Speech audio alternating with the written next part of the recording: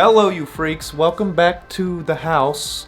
Today we are going to be recording with this, the cheapest mic on Amazon. $9.99. Features a on and off switch, a cord, and a plug. What a bargain. So let's put this little mic to the test. We're going to record drums, guitar, vocals, full spectrum of audio. Alright, so I got the mic plugged in, we're recording. First thing I'm going to do is start out with a terrible drum solo.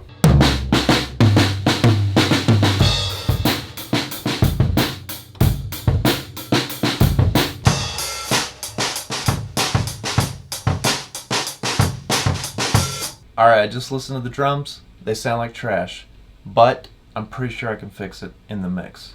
Anyway, let's go to the bass.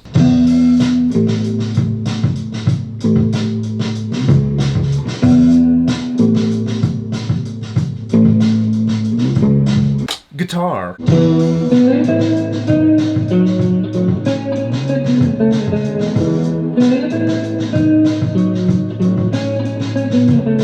Alright, so we're almost ready to sing. Here's the instrumental so far. No effects. This is just dry out of the mic. Here's what it sounds like.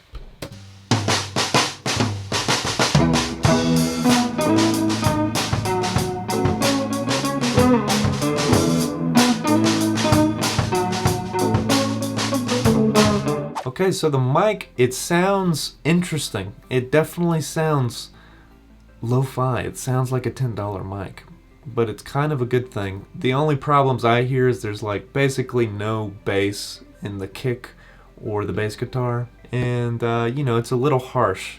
So I'm gonna doctor these tracks up with a little bit of EQ, some plugins, and then at the end of the video I'll show you in detail what I did. But now the only thing left to do is to lay down my sweet, sweet vocals. Hit the track. Why do I feel like a 60-year-old trapped in a young man's body, looking through myself with the microscopic lens, finding flaws to terrorize myself with? Are you winning yet, son? Are you winning yet, son?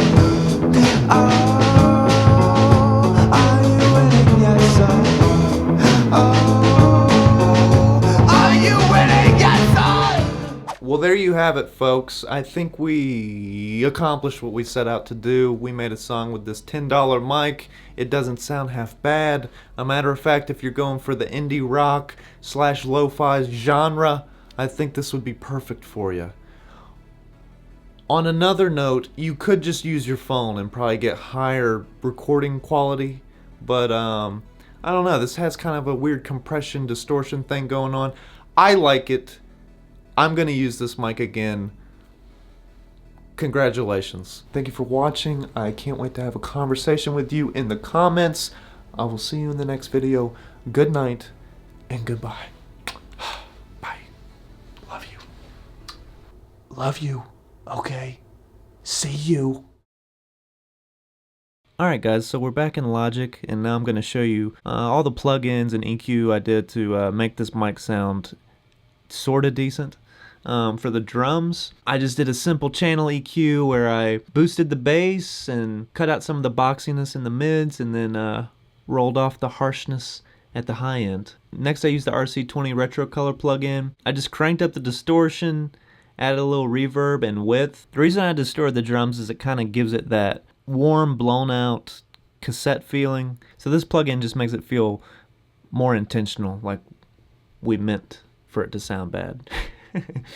Alright, with the bass, pretty similar setup. I did a little bass boost and then an upper mids cut. Added just the basic compressor, and then for some reason I made another EQ and I just boosted the high end. And then once again RC20 color, distortion all the way, little bit of reverb, and you know, the tube distortion on this plugin, it's really has more of a saturation effect rather than like a heavy distortion effect. So to me it just warms up the track and makes it feel more vintage. With the guitar, I just cut the low end completely so that the bass would come through. Add a compressor again. I added these compressors also to get the volume up, because with this mic you have to crank up the gain all the way on the audio interface just to get like usable levels, and it's still really quiet. So a little slapback delay with the echo, and then Valhalla reverb just a little bit. And then the vocals, we got a couple of interesting things going on here. A de-esser, obviously, because this mic is so harsh.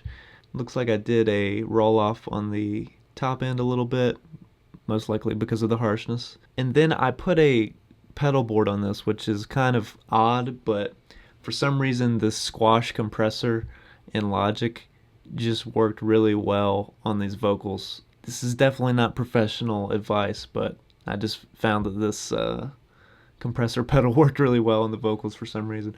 And then spring reverb because it just sounds cool and vintage. And then a little bit of Valhalla. So yeah, not a professional. I'm just doing things that sound good to me. But yeah, that's how I made this mic sound a little bit better than it was. But yeah, you guys should pick up a $10 mic. It's a fun little experiment. See what you can do with it. But catch you in the next video. See ya.